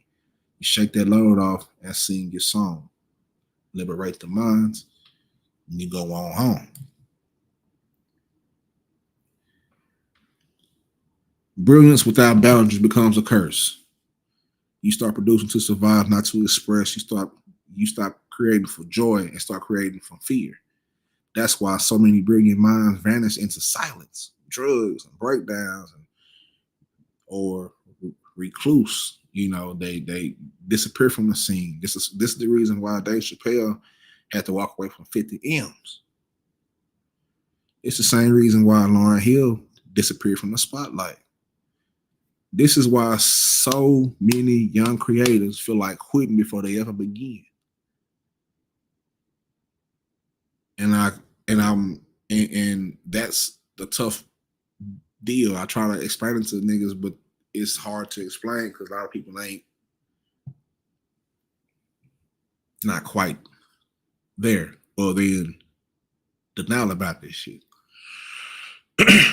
When you start creating out of a purpose, you start to find holes in the system and holes in this shit. The same way I'm finding holes up in this content game, the same way I'm finding holes of all this, the same way that Riri Williams, aka Ironheart, is finding holes in society, what she's going through, and her pain and her trauma from losing her people, and trying to build this machine, trying to build an Ironheart. You up under Tony Stark's shadow. Tony Stark had the billions of dollars, but you don't. Tony Stark was a billionaire, and you ain't. You from the South Side of Chicago, so that's something that we can all draw a parallel to. But that's why so many brilliant minds vanish within the silence and drugs and breakdowns. Dave Chappelle, Lauryn Hill, all these young creators that feel like quitting before they even get started. That's why I told them the other day, I don't pay no mind on people who say, oh, your platform is not this and not that. I'm just getting started. This shit never runs out because I done been creating from the soul from the start. And can't nobody fuck with me when I'm on that level. Even at my worst, I was still creating better than niggas can even think of. These niggas don't think. These niggas don't read. These niggas don't listen. These niggas don't have no real OGs. These niggas don't have no real people guiding them what the fuck they doing. That's why they out here just doing shit. Because they just doing shit. They don't have no path. These niggas is lost out here in the game. A lot of young niggas is lost.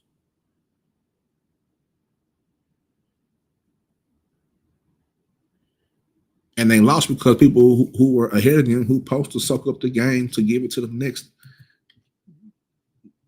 generation, they ain't got it because you niggas done fucked up. So when you look at these young niggas and they out here doing this shit, think about, damn, we fucked up. We kept telling these niggas the game is to be sold, not to be told, but you think what type of shit is that? What type of shit is the game is to be sold, not to be told? That's why a whole generation is fucked off.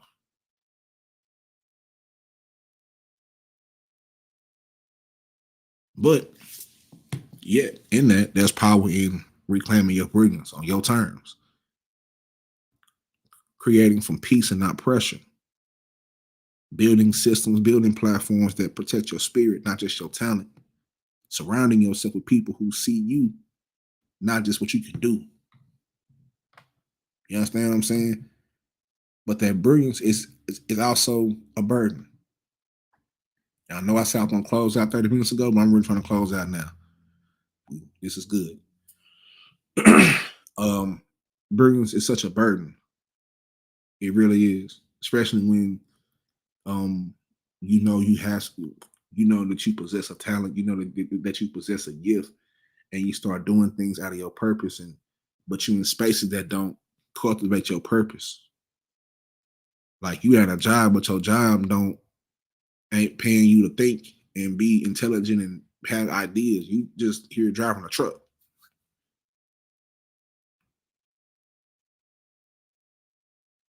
Now you in this, or you here at the Amazon warehouse, or you here on the street hustling, or you here whatever. Like that's why I say this content is for free thinking hustlers and bold creatives. Because when when you a hustler, you're finding you have to be creative to find ways to hustle. You trying to do what you're doing without getting jammed up for it. And even when you're doing what you're doing, if you're really thorough, if you really whatever, you know the consequences of what you're doing. And if you get jammed up, you know the consequences of that. You got to take that shit on the chin. Pause. Now, lately, they've kind of made being an insufficient human being and telling on everybody a theme, a fun, because it reaps no consequence that we can't see. But for those who operate under the old law, it's a consequence in that.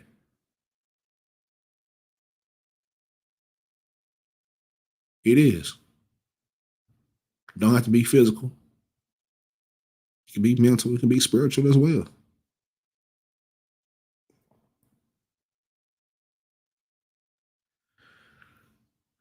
So this brilliance is a burden. But not only is it a burden, though, it's also a torch. The torch is heavy. The crown is heavy. But it's also sacred. So to be a brilliant black mind is to be a part of a lineage of inventors, philosophers, rebels, poets, warriors, revolutionaries, visionaries, from Imhotep to Octavia Butler, from Fred Hampton to Riri Williams. You carry more than ideas, you carry a legacy. But don't let that legacy crush you, but let it guide you. Let it remind you that you're not alone. You don't have to suffer for your genius to be real. You don't have to be perfect to be powerful. Let the brilliance be yours and not a prison, not a performance. No performative bullshit. Stop performing for these. Stop dancing, spin on your fucking head for these motherfucking likes and views. Fuck that.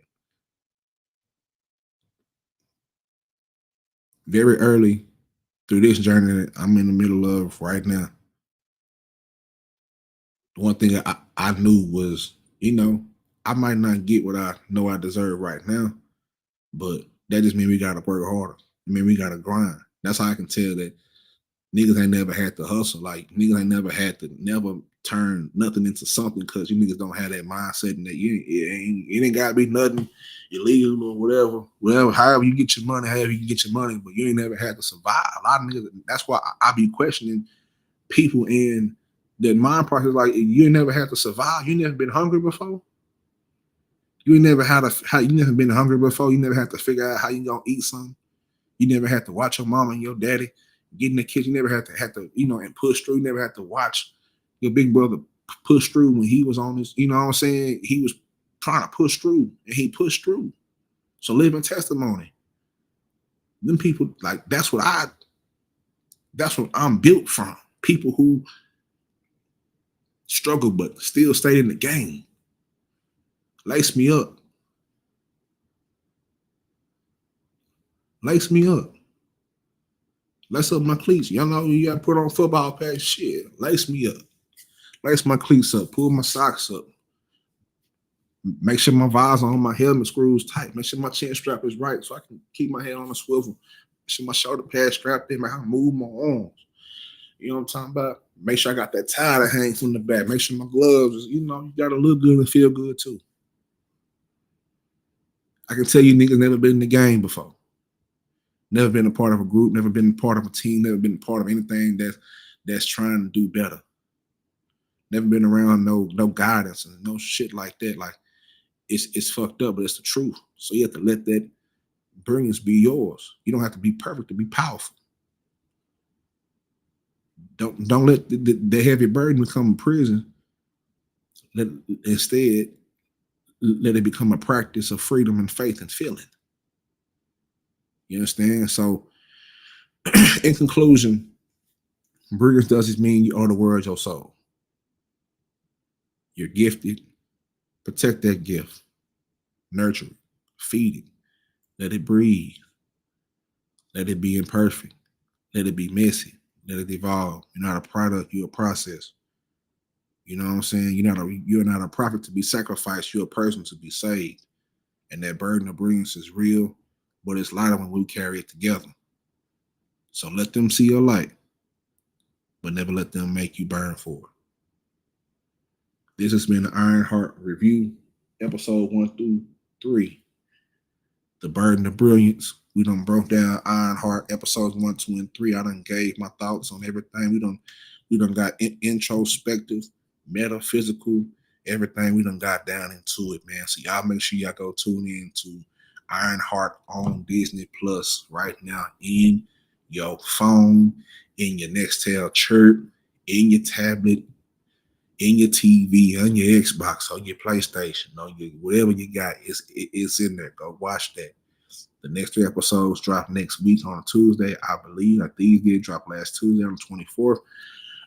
These will probably drop next Tuesday on the the 4th is Thursday, 2nd. So it'll drop on the 2nd. I think on the 2nd. I gotta check for that. But you know what I'm saying? Ryan Coogler, executive producer, proximity. Everybody doing their thing, man. Angela Barnes, Sam Bailey, Shanaka. You understand me? Shout out to y'all, man. Shout out to Dominique Thorne. Shout out to Lyric Ross.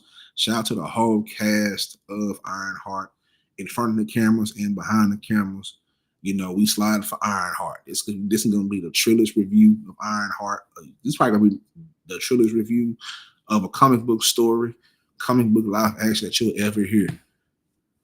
And this is nothing but the best. It's Trill Pill. Yours truly, man. So, with that being said, man, I'm out of here. I'm make sure if you have any questions, anything like that, tap in with me, lock in with me. Trill Pill Digital is the way. Is the way. It is the way. Much love to everybody, man. I'm gone. Oh, I can't be gone yet.